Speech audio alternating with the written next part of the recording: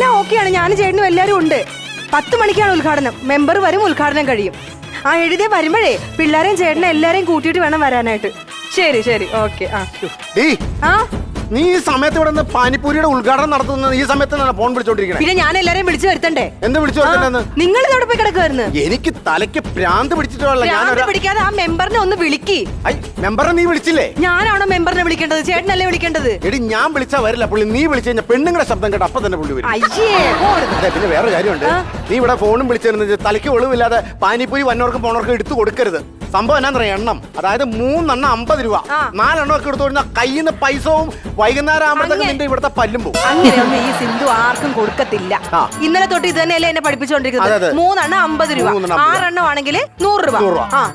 എനിക്ക് ഭയങ്കര ഒരു കൺഫ്യൂഷൻ ഉണ്ട്. എന്തിനാ ടെൻഷൻ അടിക്കണേ? 3ഉം 6ഉം ഒക്കെ വന്നാൽ കുഴപ്പമില്ല.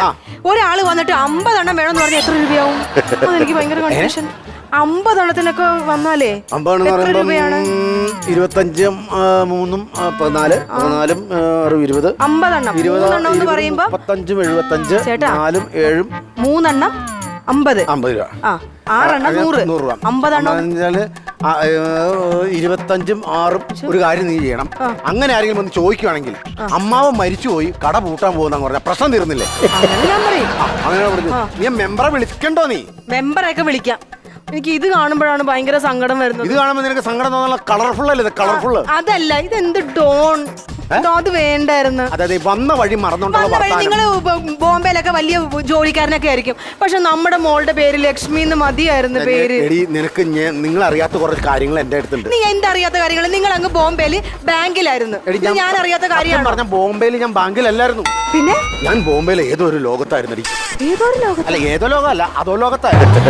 ഇത്രയും നാൾ എന്നോട് പറഞ്ഞില്ലല്ലോ നിങ്ങൾ അതോ ലോകത്തായിരുന്നെന്ന്. ഞാൻ ദാവൂദ് ഇബ്രാഹിമും ചോട്ടാ ഭീമും കൂടി എന്നെ പറഞ്ഞ ഓരോ കാര്യങ്ങൾ ഏൽപ്പിക്കുക. ചോട്ടാ ഭീമ? ചോട്ടാ ഭീമല്ല, ചോട്ടാ രാജ്. ഇവന്മാര് കൊലപാതകം ചെയ്യില്ല, സംഗതി എന്നെ അങ്ങ് ഏൽപ്പിക്കുക. എനിക്കറിയാം നിന്റെ സ്വഭാവം, നിനക്കറിയാം. ചൂടൻ ഞാൻ പുറകിൽ നിന്ന് വാ തപ്പി പിടിക്കുക, കഴുത്ത് കടിച്ചിടുക, വാ തപ്പി പിടിക്കുക, കഴുത്ത് കടിച്ചിടുക, വാ തപ്പി പിടിക്കുക. പിന്നെ പപ്പും പൂടയും പറിക്കുന്നു. ചില സ്ഥലത്ത് തൊലി ഉരിഞ്ഞിട്ടാ കിടുമ്പോൾ പിള്ളേരെ കുളിപ്പിക്കാൻ വേണ്ടി പാളെ കിടത്തേക്കണ ഇങ്ങനെ കിടക്കാടി ഇങ്ങനെ. എന്നാ രസം അറിയോ? പപ്പും പൂടയോ? പപ്പും പൂടയോ? അങ്ങനെ ആര് പറഞ്ഞു? ചേട്ടൻ തന്നെ പറഞ്ഞത് പപ്പും പൂടേന്ന്. ഞാൻ പറഞ്ഞിട്ടില്ല പപ്പും പൂടേന്ന്. പറഞ്ഞു അങ്ങനെ ഇല്ല. നീ നേരെ ഒരുമാതിരി അർത്ഥം വെച്ചിരിക്കണേ. സത്യം പറ, കോഴിവെട്ടല്ലായിരുന്നോ? ബോംബെയിലോ? ബോംബെയില് നിനക്ക് കോഴിവെട്ടായിരുന്നു. കോഴിവെട്ട്